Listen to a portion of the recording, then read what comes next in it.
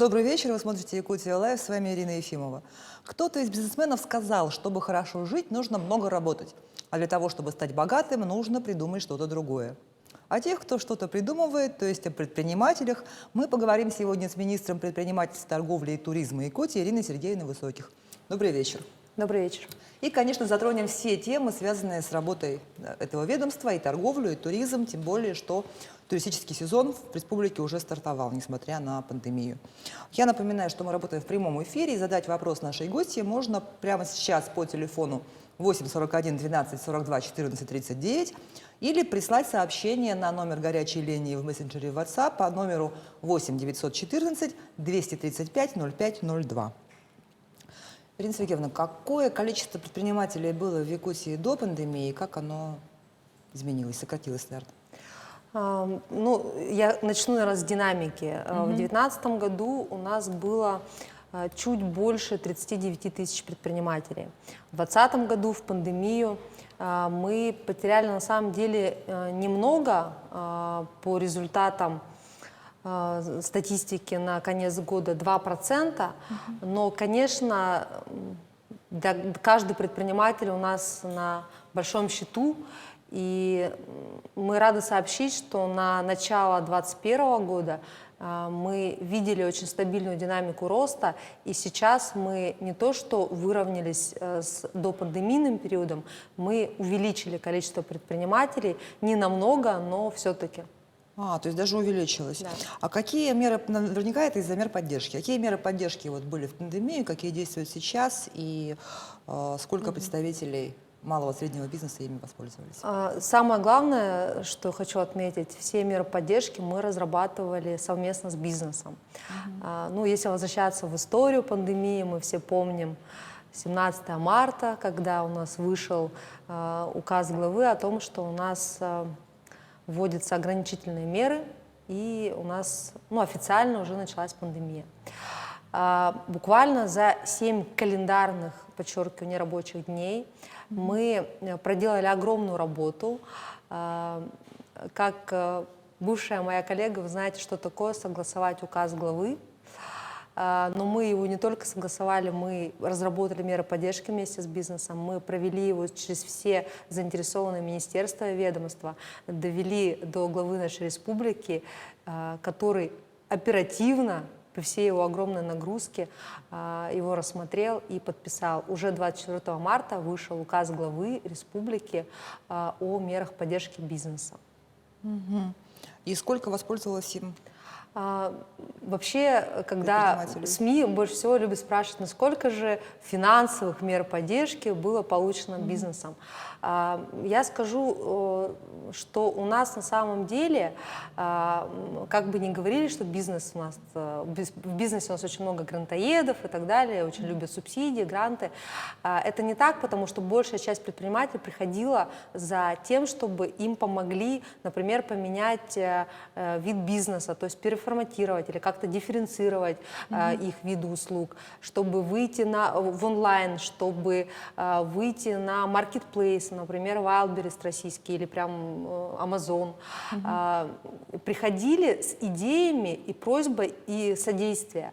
Но был и тот бизнес, которому вообще никак нельзя было переформатироваться, особенно в кратчайший период. Именно для них и были предложены финансовые прямые меры поддержки. Это субсидии на лизинг, субсидии по процентам на кредит.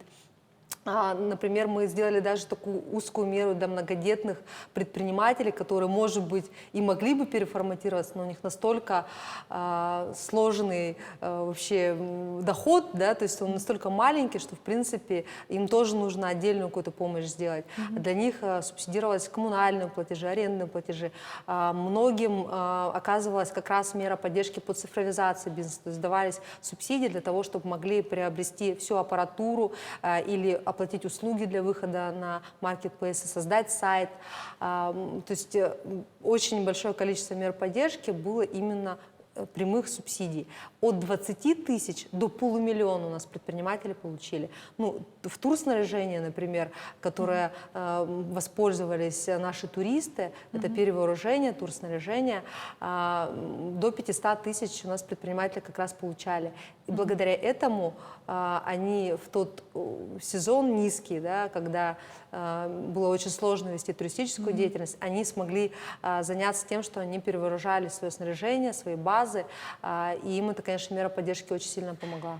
Ну вот были же еще и федеральные меры поддержки, а вот что мешало предпринимателям их получать? Ну вот, например, наверняка многие там не оформляли своих работников официально и из-за этого не могли получить там рот на каждого. Конечно, в основном именно это и сыграло основную роль. Если мы в 2019 году говорили о том, что, коллеги, нужно обязательно вести легально бизнес, нужно платить налоги, нужно предоставлять отчетность, чтобы не вылететь из реестра МСП, а это одно из основных условий для того, чтобы в принципе претендовать на любые меры поддержки, федеральные, региональные. Многие с ухмылкой реагировали на это, то в 2020 году многие ощутили на себе то, что мы давали абсолютно правильную информацию, и это бы их подготовило как раз к пандемии. Они бы имели доступ для финансирования. К сожалению, мы учимся на своих ошибках. Многие научились, многие впоследствии смогли на второй пул мер поддержки уже заявиться, когда они легализовали свой бизнес. И то, что мы видим по самозанятости, это тоже результат того, что горький опыт, но он возымел свое действие, и бизнес начал легализовываться. Ну вот, кстати, про самозанятых. Их число росло в геометрической прогрессии просто по всей России. А как вот у нас дела обстояли в Якутии? Я думаю, что у нас росло, наверное, можно нас даже назвать лидерами роста среди регионов, потому что на сегодняшний день у нас уже более 8,5 тысяч самозанятых. Раньше я могла каждую неделю говорить новую цифру, но сейчас уже налоговая сказала, что мы можем приходить только 10 числа за этой цифрой. И теперь 10 число — это для нас магическая дата, когда мы сможем актуальную цифру видеть. Но 8,5 — это, конечно, колоссальная цифра. Мы надеялись прийти к таким цифрам.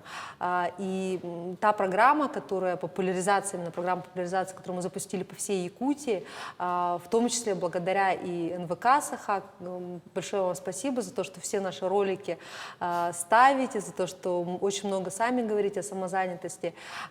И, конечно, СМИ на местах, журналисты, которые абсолютно безвозмездно откликнулись на наш призыв и начали распространять эту информацию о том, что скоро самозанятые получат доступ ко всем мерам поддержки. Пожалуйста, донесите до населения.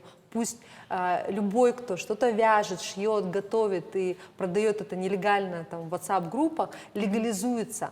Совершенно небольшие налоги платит самозанятый. И платит только с поступлений. То есть вне зависимости от того, сколько он там не получает доход, он ничего не платит, только с той суммы, которую он получил себе на карточку. Да. А какие сферы деятельности среди самозанятых в Якутии особенно популярны? Наши кондитеры, Тортики, конечно, да? наши кондитеры, они прежде всего зашли в эту историю. Начали заходить работники культуры, то есть певцы на свадьбах. Хомусисты, тамада. Да. Как только они поняли, что можно, в принципе, претендовать на какие-то меры поддержки, даже информационно-консультационные, когда мы сможем где-то про них рассказать официально, взять реестр интервью, там включить в реестр, дать информацию на портале. Конечно, им хочется тоже о себе заявлять, не боясь о том, что к ним может прийти налоговая. Ну вот, например, женщина вяжет вещи. В этом месяце она заработала 700 рублей, а в следующем месяце 17 тысяч. Вот как вы считаете, на каком этапе человек уже должен регистрироваться как самозанятый? Когда получил какую прибыль? То есть вот там 1000 рублей или 500 тысяч? Любую, потому что если вы получаете прибыль, вы должны платить с этого налоги.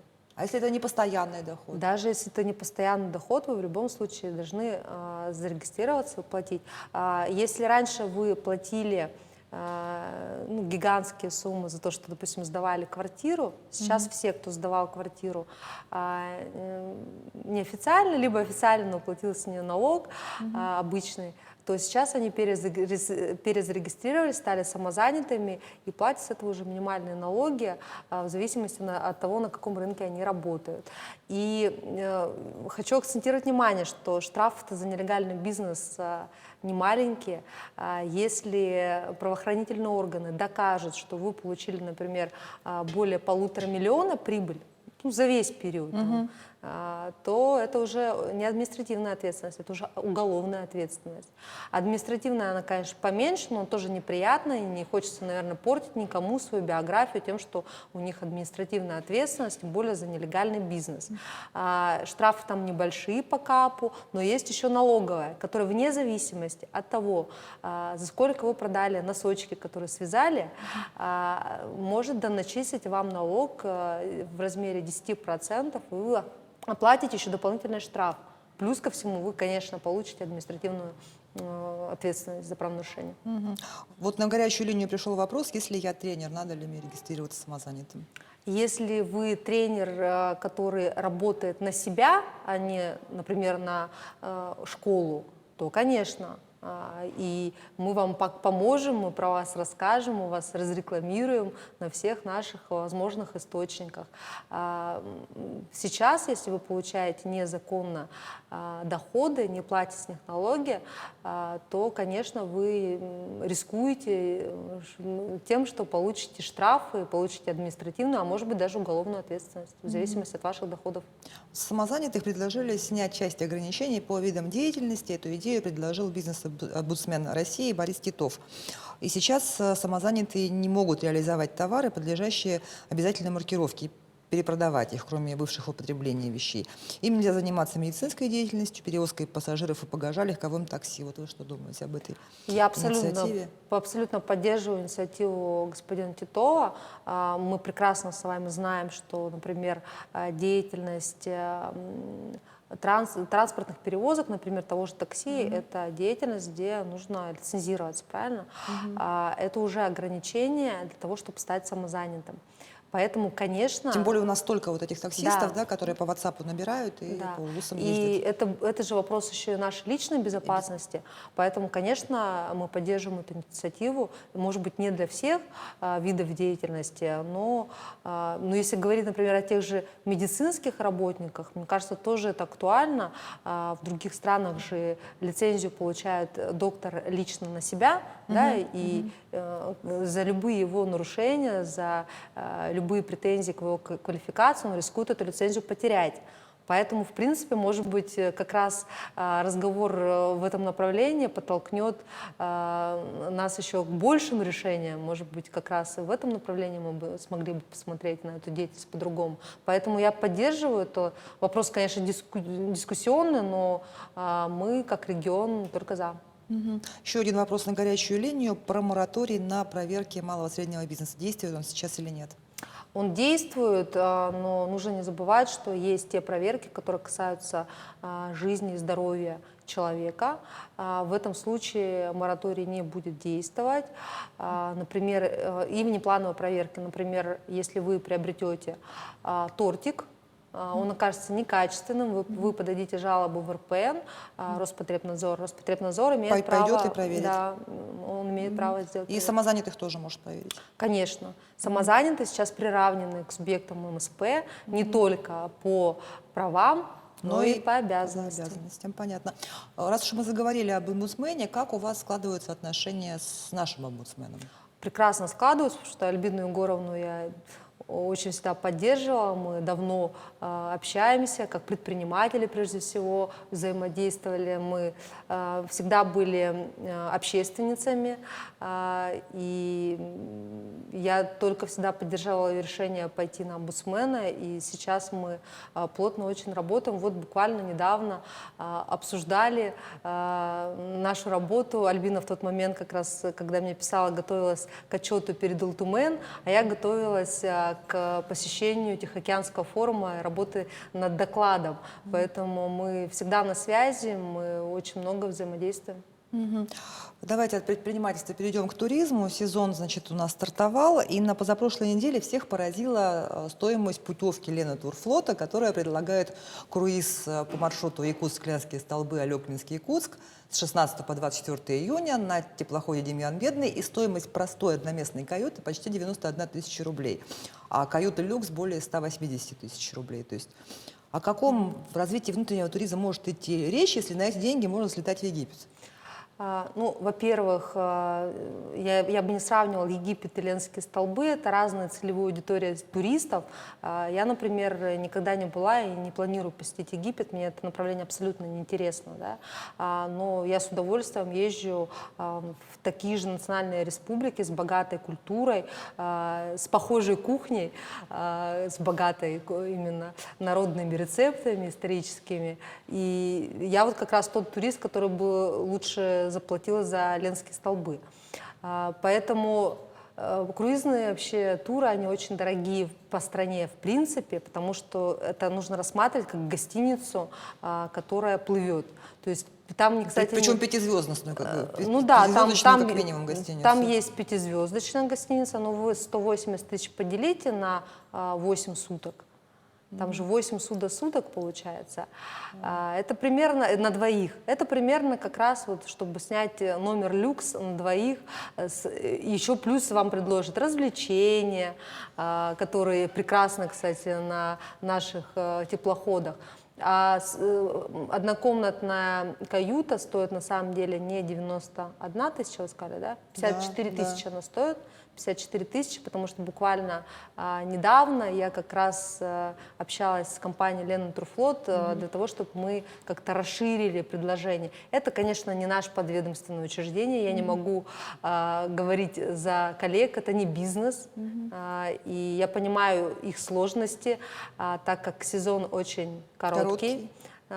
И выморозка судна начинается очень рано, поэтому им, конечно, нужно тоже заработать, чтобы держать себя на плаву, и в прошлом году их очень сильно ограничили. Если раньше за один тур, например, в Тикси они могли заработать колоссальные, на самом деле, деньги, и там никого не смущает никогда стоимость даже 180 тысяч, потому что там другой турист ездит. Если мы с вами знаем, где арендовать катер и поехать самостоятельно, то иногородний турист, конечно, не знает, и он... Это на иностранцев рассчитано в первую Да, очередь. конечно, это в основном иностранцы, хотя в прошлом году у нас фрахтовал в Тикси теплоход в основном новосибирский турист, это корпоративный турист, поэтому тоже такие прецеденты у нас есть.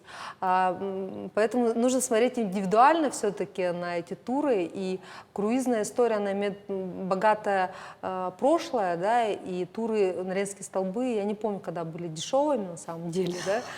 Мы можем, наверное, об этом поговорить. Долго говорить. У нас да. вот есть вопрос на горячую линию по много сейчас разных сплавов по речкам, туров на Илангу. Как узнать, есть ли у них лицензия ради собственной безопасности? Зайти на наш сайт visityakutia.com, вся информация там есть. Посмотреть можно также на портале, там есть отсылка на все сайты, в том числе наших легальных туроператоров. Либо позвонить в Минпред, в отдел туризма, мы можем дать даже дополнительную информацию по каждому туроператору, который у нас сейчас состоит в реестре. Реестр, кстати, тоже растет. Туроператоров становится все больше. Кстати, очень много молодежи приходит, чему я бесконечно рада, в этот бизнес. Бизнес интересный, пусть он и не очень пока такой рентабельный в Якутии, потому что мы не Сочи, которым самим нравится. Да, поэтому, но мы стремимся. Ваше министерство начало прием заявок на бесплатную классификацию гостиниц. Вот много ли заявок поступило? Сколько предприниматели готовы получить звезды? И вообще, будет ли у нас когда-нибудь пятизвездочный отель? Разные совершенно, Кроме парохода. Разные совершенно вопросы. Да. По классификацию мы предложили еще в прошлом году. Услуга оказалась очень востребованной, поэтому мы решили продолжить этот опыт, и в этом году тоже объявили набор. У нас 15 июня он завершается. На сегодняшний день у нас уже более 30 заявок, но мы растем, и я думаю, что в скором времени у нас и гостевые дома начнут проходить классификацию, поэтому если говорить о пятизвездочных, мы сейчас все-таки больше заинтересованы, чтобы на местах, в очень отдаленных уголках нашей республики, где неизведанная природа и где турист действительно хочет побывать, создавались маленькие, аккуратные гостевые дома по модельным проектам. Мы, кстати, в этом году объявим конкурс на строительство как раз этих домов, будем субсидировать до 1 миллиона рублей затрат. Но, кстати, эти гостевые дома ведь тоже будут обязаны проходить классификацию с 2022 года, да? Пока они не обязаны, пока с 15 номеров, если я не ошибаюсь. Да, именно так, но лучше сразу начинать с того, чтобы привести себя в соответствие, тем более мы сейчас уже это делаем. То есть мы не просто там проводим аудит, мы готовим прямо гостиницы к тому, чтобы они его успешно прошли. По пятизвездочной гостинице. Если в круизы у нас за короткий сезон набивается полное судно туристов, то говорить о том, что мы продали свою зиму сейчас, да, и у нас прям активный поток туристов идет зимой, пока рано. Мы только начали развивать эту историю. Примерно с 2019 года мы очень плотно работали с иностранцами. Вы помните, мы в 2019 году привезли огромное количество блогеров, которые до сих пор сейчас и из Кореи, из Германии, из Китая нам пишут, спрашивают, когда же вы откроетесь, да, и мы хотим привести к вам людей. Блогеры совершенно классные к нам приезжали. Одного мы даже скупали вместе с нашими якутскими моржами во время фестиваля «Зима начинается с Якутии». Это был Леонид Недлин, туроператор из Германии. Вот он готов привести немцев просто, чтобы они искупались зимой в нашей проруби, да, потому что для них это прям такой экспириенс, да, когда они смогут рассказывать потом об этом своим немецким друзьям. Поэтому мы просто ждем, когда закончится пандемия. Та большая работа, она дала отложенный спрос уже. А отелей какой категории сейчас в республике больше всего? Наверное, 2 звезды, 3 звезды, да? 2-3 звезды, и у нас есть несколько 4-звездочных отелей. Но они же не в районах, это в Якутске все. Это Якутск, да, это Якутск, но мы сейчас готовимся к тому, что примем очень крупного инвестора, который планирует здесь построить еще одну 4-звездочную звезду. Так как все мониторят цифры, есть данные Big Data от операторов связи, которые как раз говорят, что несмотря на то, что у вас деловой турист с деньгами приезжает в Якутию, да, который в принципе готов платить, он не ждет от Якутии 5-звездочного отеля. То есть он ждет комфортной 4-звездочной гостиницы, потому что большую часть он заплатит не в Якутске. Он заплатит уже туда, куда он приедет. Например, приедет он на Киселяхе, ему вертолет обойдется в достаточно круглую сумму, поэтому он тоже рассчитывает свои расходы. Тихоокеанский туристский форум завершился в Владивостоке 30 мая. Вы вот буквально вчера с него прилетели. Какая была основная тема мероприятия и насколько широко там была представлена Якутия? Основная тема была событийный туризм. Меня пригласили быть спикером одной из площадок, так как мы как раз недавно привозили сюда бизнес-миссию своих владивостокских коллег, они видели все, что у нас здесь происходит в части гастротуризма. Он, кстати, сейчас притча во языцах. Очень многие говорят о якутском гастротуризме, о том, что обязательно нужно приехать и именно здесь покушать нашу строганину. Это как раз отсылка на фестиваль «Зима начинается с Якутии» и на его главную. «Вкус Якутии». Да, гастрофестиваль «Вкус Якутии». Поэтому я рассказывала, в принципе, обо всем фесте, рассказывала о новых мероприятиях, которые мы ввели. Это, например, Arctic Fashion Show, фестиваль подлетки Мунха и других мероприятиях, которые мы постепенно развиваем в рамках «Зима начинается с Якутии» и которые уже становятся самостоятельными. Появилось очень много планов, очень много было перенято от наших коллег из других регионов. В частности, сегодня уже по результатам ПИТЭ, Тихоокеанского форума в Владивостоке, мы беседовали с Татьяной Тумыровой, с руководителем Ассоциации рестораторов, и я предложила сделать аналог «Вкуса Якутии» только летом, и чтобы это был именно такой стрит-фестиваль с моноедой. То есть несколько кабинок, где шефы готовят конкретный продукт. Что-то подобное делают сейчас в Калининграде, команда Street Food Russia.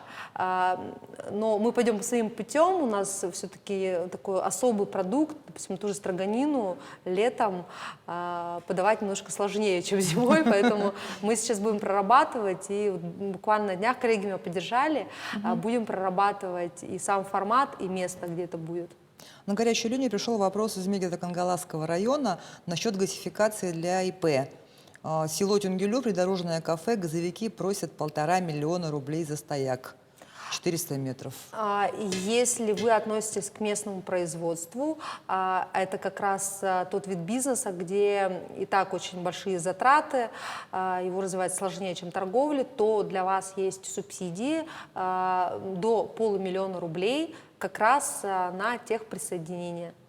То есть вы сможете... Придорожное кафе может на это... Придорожное кафе, местный бизнес, эти категории предпринимателей. Придорожка у нас обычно это как раз местный производитель, то есть они сами и готовят. Сами готовят, да, конечно, это и подают. Поэтому до 500 000 мы можем помочь. Поэтому следите за тем, что когда у нас объявится конкурс на нашем портале B14, мы там всю информацию обычно объявляем. Или у меня в Фейсбуке. Я там тоже все пишу, все новости. В мае в Якутии запретили работу развлекательных заведений, аттракционов, парк культуры закрыли, детские игровые комнаты, ночные клубы, бары. А при соблюдении каких условий могут продолжать работать заведения общепита? Общепит никто не закрывал, например, те же летние веранды, они могут работать на тех условиях, которые были определены ранее, то есть это все САН-нормы, определенные Роспотребнадзором, это социальная дистанция и прочие, уже ставшие для нас обыденностью условия взаимодействия, в принципе, с клиентом. Да, к сожалению, у нас все, кто работает с детками, они были закрыты. Но мы надеемся, что скоро наше население максимально начнет вакцинироваться, потому что я очень хотела бы призывать вообще всех, кто смотрит нас сейчас, помогите, пожалуйста, предпринимателям. Чем мы быстрее все вакцинируемся, тем быстрее откроются у нас и аттракционы, и многие другие виды бизнеса. Кстати, вы вакцинировались? Закрыты. Я вакцинировалась, скоро у меня будет 2-я вакцина. Эпиваком или спутником прививались? Спутником. И как самочувствие? Отлично. Многие даже пугают, что у меня не произошел иммунный ответ, потому что я вообще ничего не почувствовала. Но я надеюсь, что после 2-го компонента все-таки что-то я хотя бы увижу. В конце мая начинающим предпринимателям Якутии предоставили помещение для развития своего дела в центре «Мой бизнес» столицы республики. Вот что они получают, когда становятся резидентами бизнес-инкубатора? Они получают... И как вообще туда попасть? Да, достаточно широкий пул поддержки. Вообще это конкурс. То есть на общих основаниях вы подаете заявку. Я не скажу, что конкурс был какой-то большой сильно в этом году. Ну, не так много, да? Видимо, да, как-то пандемия повлияла. Отбирались именно по востребованности бизнеса на рынке и по количеству занятых, которые создаст потенциальный предприниматель. Потому что для нас, конечно, основная задача — это не только сохранить бизнес, но и увеличить количество занятых. Здесь у нас тоже есть очень хороший положительный результат. Мы перешагнули через цифру 100 000. Этот KPI мы очень хотели выполнить ну, хотя бы до декабря, но сделали это раньше, в том числе, может быть, и благодаря мерам поддержки. И сейчас мы уже больше 100 000 занятых имеем среди бизнеса. Поэтому, конечно, мы все делаем для того, чтобы у нас всеми мерами поддержки пользовались те, кто в этом направлении работает более широко. Образовательные, информационно-консультационные поддержки, личный менеджер, который работает с бизнес-планом резидента бизнес-инкубатора. Это и многое другое, в том числе даже полиграфические услуги, получают резиденты. Ну и прежде всего это комьюнити, в котором находится резидент. Сама прошла школу бизнес-инкубирования, когда в 2007 году открыла свой бизнес, в 2008 я уже попала в бизнес-инкубатор, мне тогда было 21 год. Поэтому, конечно, это замечательная история, которую нужно только продолжать развивать. На горячую линию пришел даже не вопрос, а крик души. Почему закрыли парк в Якутске? Это же открытый воздух. В магазинах на кассе люди толпятся, и ничего, лучше бы в парке воздухом дышали. Ну, конечно, я как житель города Якутска тоже хотела бы подышать свежим воздухом в парке, но решение принимает оперштаб на основании рекомендаций Роспотребнадзора. Все-таки я думаю, что санитарным врачам виднее, как развивается пандемия, и ну, я не думаю, что я вправе как-то опровергать или поддерживать их в этом вопросе. Моя задача поддержать бизнес, помочь бизнесу развиваться, даже в таких тяжелых условиях. Не могу комментировать решения оперштаба и санврача. В феврале ваше министерство начало опрос о состоянии развития конкурентной среды на рынках товаров и услуг в республике. Вот какие результаты и вообще довольны ли потребители качеством товаров и услуг? Результаты получше, чем в предыдущие года. Может быть, это связано с тем, что у респондентов было больше времени для ответов. То есть мы получили в прошлом году очень хороший отклик. И в торговле у нас улучшились показатели, в общепите улучшились показатели. В туризме улучшились, но улучшились не настолько, насколько мы хотели. То есть все равно, это и мы тоже понимаем, мы должны больше работать над сферой гостеприимства. То есть мы должны быть более интересными для наших гостей.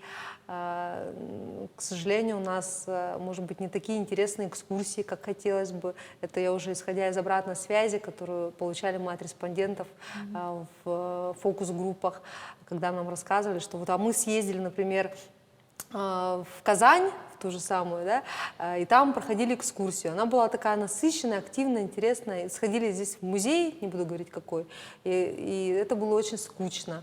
Сделайте, пожалуйста, с этим что-то. Но здесь вопрос энергии. Вот, будем вместе с Минкультурой, которая, собственно говоря, эту сферу охраняет, развивает, будем вместе что-то делать, чтобы это происходило быстрее. Такую задачу перед нами ставят жители республики, прежде всего. Есть такой конкурс «Молодой предприниматель России». Как активно там якутяне участвуют? Очень активно, и мы берем призовые места. Молодые предприниматели у нас очень амбициозные. Если более старшее поколение бизнеса, им уже не до конкурсов, они больше работают над тем, чтобы их детище продолжало развиваться, чтобы, может быть, семейный бизнес как-то в эту историю включался. Молодой предприниматель, он хочет заявить о себе, он хочет рассказать всей стране, всему миру о том, что он есть. И поэтому, конечно, очень много заявок у нас на молодой предприниматель и поступает. Мы сейчас, кстати, ведем прием.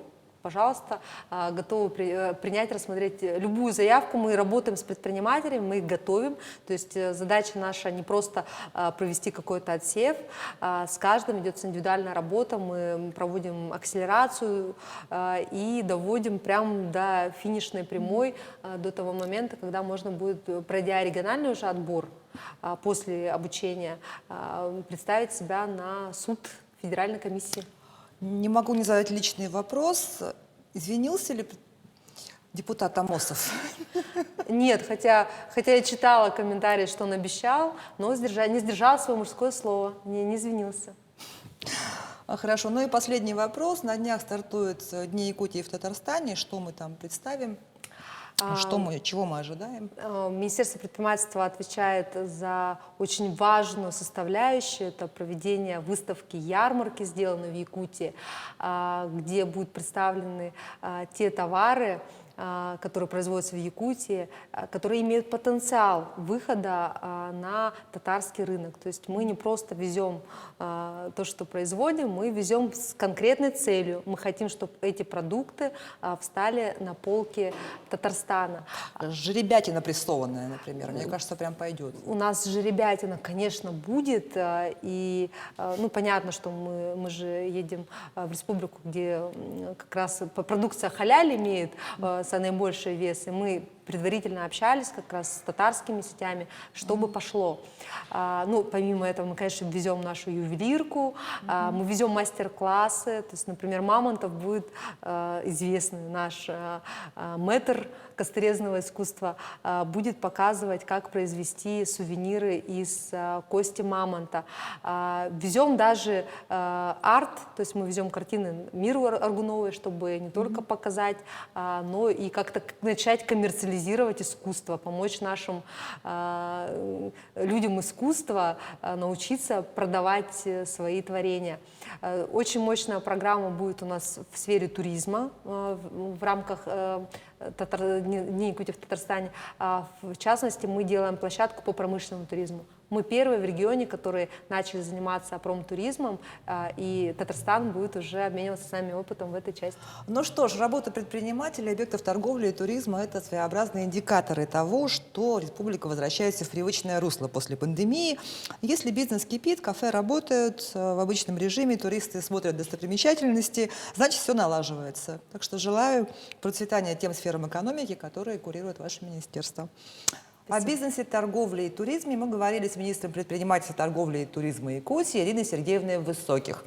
На этом выпуск программы «Якутия Лайф» подошел к концу. Меня зовут Ирина Ефимова. Смотрите нас по будням в 19:15. Расскажем, чем живет Якутия.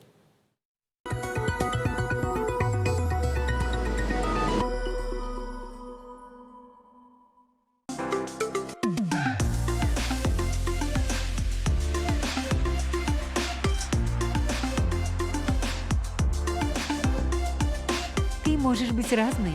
Слайм. Торговый центр «Айсберг». Первый этаж.